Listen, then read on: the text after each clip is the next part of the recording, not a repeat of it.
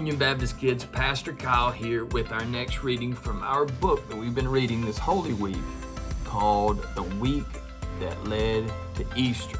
This is from Learning Bible Stories. It's fun with Arch Books. We'll start where we started. Hosanna, sing to Christ the King, crowds shouted as they came. They had heard many stories about how he had healed the sick and the lame. Jerusalem was crowded. The Passover had begun, a time to remember Egypt and to have a little fun. The 12 disciples led the way to the upper room where Jesus shared his final meal. He knew his life was doomed. He told them that his life would end and that he'd be betrayed. He shared his bread and wine with them and bowed his head and prayed.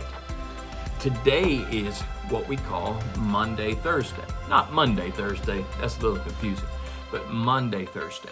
And what the word Monday actually means comes from a Latin word that means mandate or command.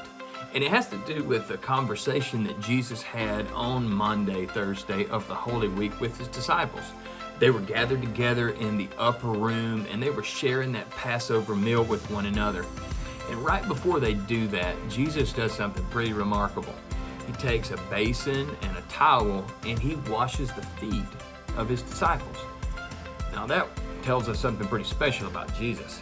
He's a servant. Jesus came to serve. And the greatest leadership, and you're all called to be leaders, is to become a servant. And Jesus said something to them in John chapter 13, verse 34, while they were gathered around that table. He said, "A new commandment that I give to you, that you love one another as I have loved you. You also should love one another." So on this Monday, Thursday, this command to love one another, I want you to really think about that. How are we loving one another? How are we serving one another? Let that be something you're going to really pay careful attention to in your life today. I look forward to seeing you tomorrow. God bless.